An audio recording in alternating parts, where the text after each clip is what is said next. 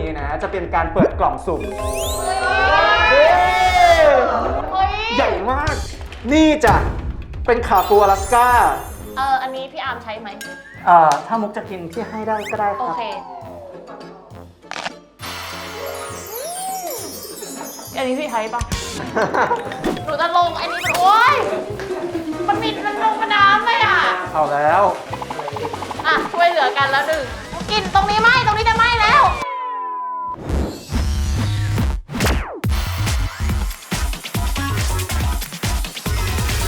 สวัสดีครับผมอาร์มแชร์วันนี้นะผมจะมาเปิดครัวทิปกันนะครับและแขกรับเชิญของผมวันนี้นะครับต้องบอกเลยว่าเขาเนี่ยเป็นยูทูบเบอร์นะฮะสาวสวยนะครับผมอันดับหนึ่งของ GMMTV นะครับผมและความถนัดและความสามารถของเขานะเป็น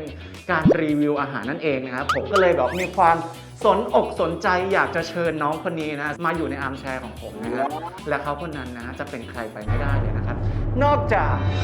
น้องเลิฟไม่ใช่มุกวรณีค่ะต้อนรับมุกวรณิชครับผมสวัสดีครับมาอัปเดตชีวิตหน่อยเพราะว่าช่วงนี้เนี่ยศิลปินดาราหลายๆคนก็รู้กันอยู่ว่าอาจจะแบบงานในวงการอาจจะทำกันไม่ได้ละครก็ถ่ายไม่ได้อะไรอย่างเงี้ยเราเป็นยังไงบ้างชีวิตช่วงนี้ก็ช่วงนี้ก็กลายเป็นแบบว่าเป็นช่วงเวลาเรียกว่าพักผ่อนถ้าก่อนจะทำงานก็ค่อยๆแบบว่ามาทวนความจำกันหน่อยคอนเทนต์หลักๆ YouTube มุกนอกจากจะมี cover เพลงต่างๆนะครับผมก็จะมีการรีวิวด้วยเพราะล่าสุดนี่เราเพิ่งจะรีวิวกินหมูกระทะกับพี่เมฆไปใช่รีวิวหมูกระทะ4 ดาวเป็นเทปที่มุกมีความสุขมากวันนี้เราจะมารีวิวไงทั้งหมด4 ร้านหมูกระทะที่เป็นแบบเจ้าประจำไม่ใช่ประจำตำแหน่งหิวมากๆเลยแจกอาวุธแต่ก่อนอื่นขอเอาอันนี้ออกพี่หิวแล้วมุกเมื่อไหร่จะทำเสร็จอ่ะนี่ไงเอาตับไปกินก่อนไม่กินตับอร่อยแล้วเลยก็เพลินมากมุกเนี่ยเพลินโอเคแล้ววันนี้ที่พี่ชวนมุกมาว่าพี่เห็นมุกเป็นคนชอบรีวิวการกินวันนี้เราจะมาทำคอนเทนต์เกี่ยวกับอาหารกันซึ่งคอนเทนต์ของพี่วันนี้นะจะเป็นการเปิดกล่องสุ่มวันนี้เราจะมาเปิดกล่องสุ่มอาหารซึ่งเป็นอาหารทะเลวันนี้พี่สั่งมา2 ร้านหนึ่งเนี่ยราคา599 บาทอีกร้านหนึ่งราคา 1,000 บาทเราจะมาลองเปิดดูนะครับผมว่าแต่ละร้านที่สั่งมาในราคาต่างกันเนี่ยสิ่งที่เราได้มาจะเป็นอะไรบ้างให้มุกเลือกก่อนละกันว่ามุกจะเอาเบอร์ 1หรือว่าเบอร์ 2ต้องเบอร์ 1เว้ยเพราะเราเป็นยูทูบเบอร์รีวิวสายกินเบอร์อะไรเบอร์ 1เบอร์ 1ให้มุกเบอร์ 2ให้อาร์มครับอาหารมาวางอยู่ตรงหน้าเราแล้วนะครับของมุกเบอร์ 1นะฮะของผมเบอร์ 2ซึ่งมุกมาเป็นกล่องเล็กๆทรงลึกๆนะไม่รู้จะเจออะไรบ้างของพี่นี่กล่องค่อนข้างใหญ่ข้างในอาจจะมีแต่น้ำแข็งแช่มาไม่ได้อันนี้ดูของเยอะกว่ากล่อง1นี่ราคา599 บาทกล่อง2ราคา 1,000 บาทเรามาดูว่า599กับ 1,000 สิ่งที่จะได้คืออะไรบ้างแกะเลยนะครับเรามาดูก่อนว่ามันแกะยังไงก่อนเนี่ยโอ๊ยทำไมมันดูแบบหรูหราอย่างนั้นนะของนี้พันใช่เฮ้ยเอาดีๆ1,000จริงปะเนี่ยก็คือสิ่งที่มุกได้นี่ก็นี่เรามาแข่งกันพรีเซนต์กันว่าสิ่งที่คู่ต่อสู้ของเราเจอมีอะไรบ้างสิ่งที่มุกชวนแรกใช่ไหมปลาหมึกใช่ไหมบอกเลยว่าข้าก็มีจ้ะใหญ่มากแต่ว่าไม่ได้มาแค่ตัวเดียวยอมไม่ได้โอ้อันนี้ก็คือ1,000แล้วล่ะจริงๆผมว่าน่าจะคุ้มแล้วผมมีแต่หอยเอาจริงตอนเนี้ยตัวใหญ่มากอันนี้ก็คุ้มแล้วนะปลาหรอปลาที่มีปลาเหมือนกันนี่โหใหญ่จริงใหญ่แบบใหญ่จริงจังแต่หอยอันนี้เหมือนหนูนำมีอีกเขาไม่ได้ใส่ถุงมานี่ปลาอะไรเยอะแยะเนี่ยปูเฮ้ยอันนั้นกุ้งมังกรปะเฮ้ยนี่ก็เกินละป่ะ500จริงๆทำไมเขาให้เยอะจังเลยวะอันนี้ก็กุ้งอันนี้ก็กุ้งขาวของมุกหมดแล้วหมดแล้วเหรอแต่สิ่งที่พี่จะพรีเซนต์คือสิ่งนี้จ้ะนี่จ้ะน้ำแข็งขาปูอลาสก้าเหรอเป็นขาปูอลาสก้าซึ่งอันนี้เขาระบุมานะว่าจริงๆแล้วที่เราได้มาเนี่ยเป็น500 กรัมแต่ว่าปกติที่เขาขายโลนึงคือ 1,500 นะเราได้มา500 กรัมแล้วนะก็คุ้มแล้วดิพี่อันนี้ 3,000 แล้วมั้งหนูว่าเนี่ยเฮ้ยมันเกินคุ้มว่าเอาจริงๆอันนี้มันเกินไปใครบาร์บีคิวอยู่บ้านก็คือ1,000นี่คือคุ้มมากนะนี่ก็จะเป็นพวกหอยเชลล์หอยแมงคู่ หอยเชลล์มีกุ้งอยู่หอยแมงภู่ก็เยอะอยู่เหมือนกันนะ น่าจะประมาณนี้ที่เหลือก็จะเป็นแบบพวกหอยต่างๆ หอยแมงภู่หอยบิดนะครับผมแล้วก็หอยเชลล์โอเค ประมาณนี้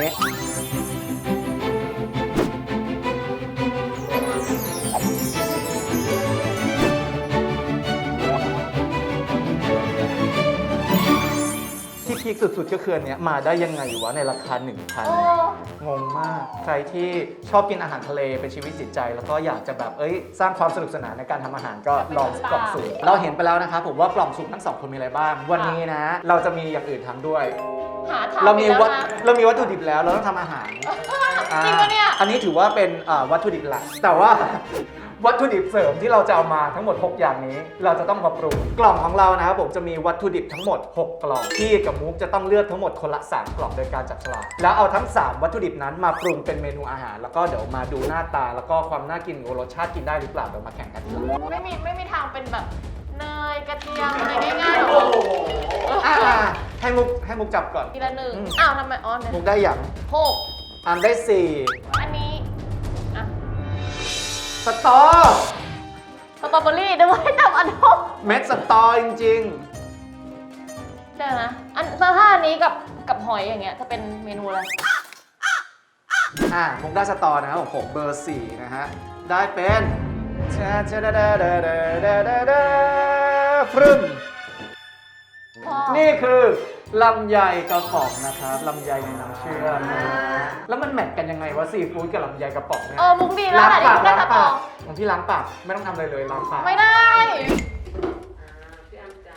มุกได้หนึ่ง อามได้ 5 เย้ ไม่เอา หรอและเบอร์ 5 ได้แก่ ไม่เบาหรอก ปลาร้า พี่อาร์หนูบอกแล้วให้แลกกันเนี่ยหนูปลาร้ากับปลาตอนี่ได้อยู่ ไม่มุกเช็คพี่ด้วยปลาร้ากับลำไยนี่พี่ทำอะไรปลาร้ากับลำไยพี่ทำอะไรก่อนเคยกินเปล่าตำบักหุ่งใส่ปลาร้านี่เจอตำลำไยเจอตำลำไยของผมได้เบอร์ 2 สองตัวนี้ใช่ไหม 1 2 3ปรึ้มของผมเป็นข้าวโพดกระป๋องนะครับนี่ เดี๋ยวแป๊บนึงนะไปยังไงก่อน เราต้องเอาวัตถุดิบ 3 อย่างนี้ที่อยู่ตรงหน้าของมุกแล้วก็อาร์มนี้มาปรุงอาหารโดยใช้พวกนี้มาเป็นส่วนผสมได้แต่ว่าหลักๆต้องใส่ให้หมดผมได้แล้ว1 เมนูรอดูรับรองนัวเราคิดเมนูออกยัง ไม่ออกก็ต้องออกแล้วล่ะเอาดี โอเคครับเดี๋ยวมาดูนะครับว่าเมนูที่เราจะได้จากวัตถุดิบ 3 อย่างนี้ แล้วก็อาหารทะเลที่เราได้มาจากกล่องสุ่มจะเป็นอะไรนะครับผม ๆเอา ไว้โว ไม่ไว้ ให้ไว้ทายดีกว่าว่าอันเนี้ยเป็นกล่องสุ่มซีฟู้ดที่พี่ซื้อมาให้ทายว่ากล่องเนี้ยเท่าไหร่ เท่าไหร่ นี่มีนี่อีกนะยังไม่หมดนะนี่นะ เท่าไหร่นะ 11,000 นี่มีกล้ามปูอะไรนะ อลาสก้า อันนี้มันแพง แล้วเนี่ย อันนั้นน่ารวมๆน่าจะ5,000อ่ะ อันนั้น5,000อันนี้11,000กล่องสุ่มที่ 1,000 บาท ได้หมดนี่ อันนี้599 อันนั้น599 นี่อันนี้เท่าไหร่พี่ อันนี้เท่าไหร่ อันนี้เท่าไหร่ ถ้าระดับพี่อาร์ม เออ เสียอาร์มต้องสัก 8,000 นะ อ่ะ โอเคฟัง อันนี้นี่ ซอมุก ขอเข้าไปดูใกล้ๆอาจจะมองไม่เห็น 1,500 1,500อันที่ อันนี้ผมว่าประมาณแบบ4,000 3-4,000 นะ ไม่ถึง 8,000 หรอก 8,000ไปสั่งมานะน้องชุดที่พี่สั่งมา 1,000 บาททวนมีนี่ด้วยเนี่ย1 กล่อง 1,000 บาท ไม่มีน้ำแข็งด้วย โคตรคุ้มของมุก 599 599 เดี๋ยวเราทำอาหารแล้วเดี๋ยวให้พวกสกูเลนเจอร์ที่ยังอยู่เดี๋ยวมาชิม ดี น้องมุกพร้อมหรือยังครับ ไม่พร้อมได้หรอมีได้ ก็ต้องพร้อมแล้วล่ะค่ะพี่ มีเวลา 15 นาทีในการรังสรรค์เมนูของคุณ อย่างต่ำ1 เมนู พี่จะทำกี่เมนู 1 เมนูของพี่เท่านั้น พี่สามารถใส่ทุกอย่างที่มีบนโลกนี้รวมกันเข้าไปได้ทำให้ร้านให้มันอร่อยและกลมกล่อม พี่ต้องกินด้วยนะ พี่กินอยู่แล้ว อันนี้ และขี้ครานที่มุกจะมาขออาหารของพี่ไปกิน เพราะดูมันน่าจะแซ่บมาก โอเคได้ลองดู ถ้าพร้อมแล้วจับเวลา วัด ค้าจะเอานี่ของผมจะเริ่มจากการย่างปลาหมึกครับ เพราะว่าปลาหมึกนี่จะเป็นแบบว่าวัตถุดิบหลักนะฮะที่เราจะใช้ในเมนูนี้ เอางี้ถ้าพี่อาร์มหั่นแล้วพี่อาร์มก็หั่นครึ่งนึงมาให้หนูทำได้ไหม มุก ไหนๆก็หั่นไปแล้วตัว มุกตอนนี้เราเป็นคู่แข่งกันอยู่ อ๋อเหรอเราไปคู่แข่ง เฮ้ยแต่ว่ามันสดจริงนะ เพราะแบบพอลงมีดไปเรารู้เลยว่ามันได้ผมเนี่ยเป็นมือโปรอยู่แล้ว หนูลั่นวาจาไปแล้วนะเอาดี ปกติมุกเคยกินหอยไข่ใช่ปะ ๆไม่เคย จะลงอันนี้มันโอ๊ยมันมีมันลงมาน้ำเลยอ่ะ เอาแล้วระเบิดแน่มันมีน้ำหนู อ่ะช่วยเหลือกันแล้วดึงอ่ะไปเลยไปไป ยาก จะ ส สุ มั ก ย ไหมอ่ะ ต้องอยู่ที่หนูเลย กูหาทำเหมือนเนาะมันก็ดูน่ากินอยู่หอยเชลล์ผัดกิมจิ หอยเชลล์ผัดกิมจิ ตอนนี้นะครับกำลังจะทำน้ำยำนะครับซึ่งเป็นน้ำยำที่ใช้ผลไม้ที่มีรสหวานก็คือลำไยแล้วก็ข้าวโพดผมจะไม่ใส่น้ำตาลผมจะเอาความหวานของผลไม้นะมาแทน หนูเอาออกเลยแล้วกันนะ นี่นะผมใส่แล้วนะปลาร้าใส่จริงนะ เดี๋ยวนะได้เมนูเดียวเหรออันไหนซีอิ๊วอ่ะแม่อันนี้น้ำปลาหรือเนี่ยอันนี้ซีอิ๊ว เทมันเต็ม หนูแงะเปลือกออกมาเลยแล้ว อ กันนะ ร่อยนะทำเป็นเล่น อันนี้นะครับผมกำลังหมักซอสปลาร้าอยู่ที่ปลาหมึก เอาดีๆหนูว่าของหนูอร่อยแน่ หนูถ้าเกิดหนูจะเอาแค่หอยข้างในหนูน่าจะแกะเปลือกตั้งแต่ตอนแรกเลยนะ หนูไม่รู้ กินตรงนี้ไหมตรงนี้จะไหมแล้วได้แล้วอะนะมันไม่สุกก็ดิมันสุกปะสุกแล้วเหรอ ด้านหนึ่งหมักปลาร้าด้านหนึ่งหมักซีอิ๊ว ของหนูดูดีออก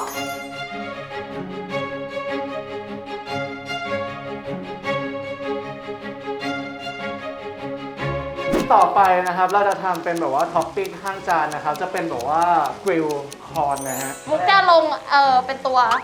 น่ากินนะ วิมุก น่า ช กิ นะ น แล้ นะ ว พี่ต้องกินด้วยนะเอาดีๆพี่อามอะไรนั่นอะ พี่จะผัดให้มันแบบเอาน้ำตาลให้มันไม่ไหม้ติดกับพวกลำไยกับ โอ้ยพี่อะไรก่อนเนี่ย ติดแก๊ส เฮ้ยมันก็ทำได้ถ้าอย่างนั้นน่ะ อันนี้เป็นแบบว่าตัดเลี่ยน ดูหน้าตาดี หมายถึงอาหารเหรอ ไอ้ถึงหนู แต่พี่หมายถึงอาหาร ชื่อเมนูก็คือ กุ้งผัดพริกเผาสะไพใต้ ใครเป็นสะพายใต้ ใครหวาอันนี้มันคือหอยอะไรเนี่ย หอยเชลล์หอยเชลล์ผัดกิมจิสาวเกาหลีน่าสะไพเกาหลีไปเลย หนูชิมของหนูดีกว่า มันอร่อยเนาะ จริงปะเนี่ยจริงปะเนี่ย นี่ค่ะเมนูของมูค่ะเสร็จเรียบร้อยแล้วนี่ และนี่คือกรรมการของเราในวันนี้ สวัสดีครับเตือนแล้วนะ เดี๋ยวก่อนจะเตือนต้องพูดอะไรก่อนเราค่อยพูดว่าเตือนแล้ว เตือนแล้วนะ มันแห้งไปเนี่ยนะเตือนแล้วนะ ปลาหมึกแล้วครับที่แห้งครับ อันนี้เดี๋ยวรอเชฟชิมเลย เสร็จแล้ว เชฟคะอันนั้นคืออะไร ลำไยข้าวโพดคาราเมลครับ แน่ Yes หนูกินได้ไหมอันนี้พี่อาร์มใช้ไหม ถ้ามุกจะกินที่ให้ได้ก็ได้ค โอ รับ เคหนูเอาอร่อย เนี่ย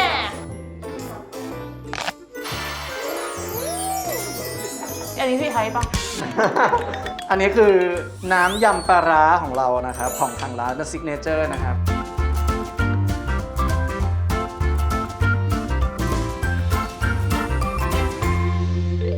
ตอนนี้นะครับผมอาหารของเราทั้งสองคนนะครับอาร์มกับมุกก็เสร็จแล้วนะเดี๋ยวมาพรีเซนต์ของแต่ละคนดีกว่าเริ่มที่ใครดี เริ่มที่พี่อาร์มก่อน เริ่มที่ผมนะครับ อันนี้คืออาหารของผมนะครับ หน้าตาแซ่บมากนะ มีชื่อเมนูว่าทะเลยำลำไยกินไปอย่าลำไยเหมือนคนยำนะครับ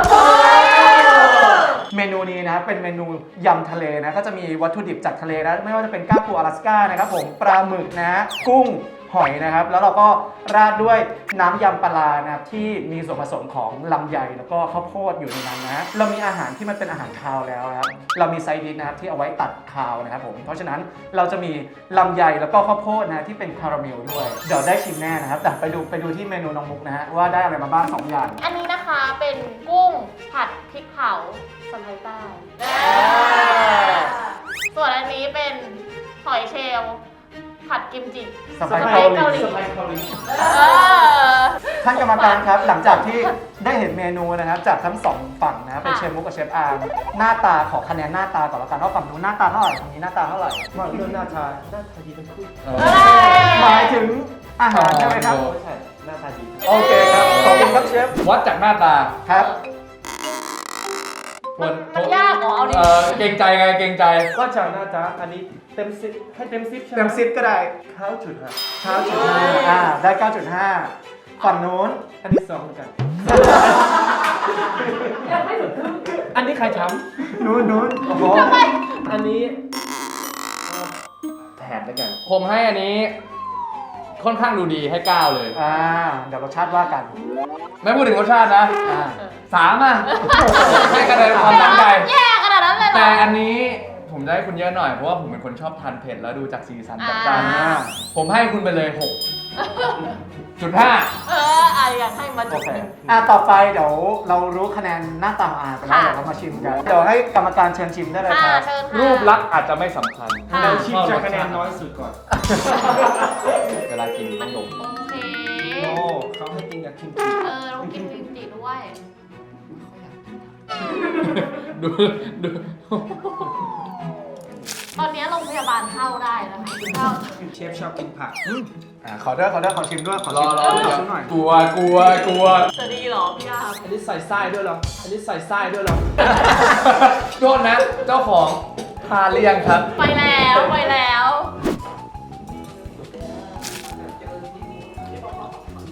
่มันอร่อยมั้ง จริงปะเนี่ย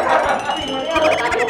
กดจริง มันเหมือนออกมาจากทะเลจริง ๆ ไม่ทันแล้ว ๆตัวหอยไม่แย่ ไม่ได้ขาวมาก แต่ว่ากลิ่นกิมจิค่อนข้างที่จะแบบ กบไม่อยู่ มันออกแนวสากๆนิดนึงปลาแรม อบไม่อยู่ มี เลยเหร ได้ อ สักครับเล็กน้อย มันแบบเป็น texture ไงคะแนนให้เท่าหน้าตาเลย ไม่เสียใจที่ให้สอง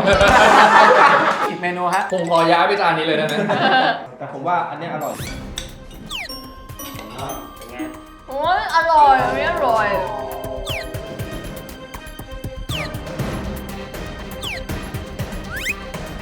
มันนานมันนอน เฮ้ย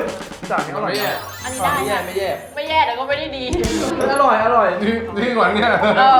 เป็นยังไงคะ เป็นยังไงคะ ใช้ได้ ถ้าดูจากสีอาจจะแบบเป็นรสชาติที่จัดหน่อย แต่ว่าพอกินเข้าไปก็อาจจะ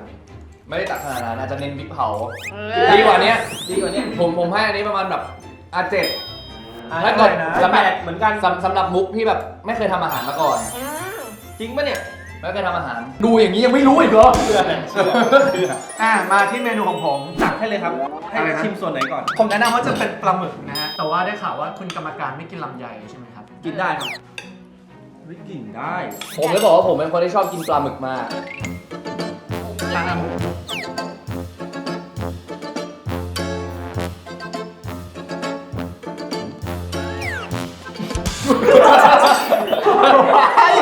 ไหวทำไมอ่ะ อร่อย แล้วเมื่อกี้สำลักอะไร พริกโอ้โห โอเค ขออีกค สองจานนะไม่มีนะขออีกคำสองจานนะครับไม่มี ทำไมไม่ขออ่ะ คุณจะไปที่ส่วนอื่นๆได้เลยครับ อันนี้เป็นกล้ามปู ำลำไยที่เข้ากับปลาหมึกมาก ปกติคุณกรรมการทั้งสองเคยเห็นแบบน้ำยำที่เขาใส่ลำไยกับข้าวโพดหรือเปล่าครับ ไม่เคยยิ่งผสมปลาร้ายิ่งไม่เคย แล้วหลังจากได้ชิมแล้วเป็นยังไงบ้างครับ อร่อย อร่อย นะผมซื้อลิขสิทธิ์ไปแล้วนะครับน้ำยำสูตรนี้นะครับต้องไม่มีขายที่ร้านยำร้านอื่นนะฮะผมซื้อลิขสิทธิ์ไปแล้วกินของหวานได้นะครับแต่ว่าค่อยๆนะครับเพราะว่าเราจะทานเป็นแบบคำเล็ก ดีกว่า ๆอุ้ยกินคำเท่านั้นเลยเหรอมันหวานนะครับบอกไว้ก่อนมันเป็นคาราเมลนะฮะ แล้วต้องดมกลิ่นก่อน แต่ว่าต้องชื่นชมในความเครดิตนะ จริงๆ น้ำยำอ่ะ เอามาอัดแอปกับแบบมีลำไยอย่างนี้มันคนธรรมดาเขาไม่คิดกันคนที่มีความสามารถ อร่อยจริง ลำไยด้วยบังคับ พี่อาร์มทำให้อีกจานนะมั้ง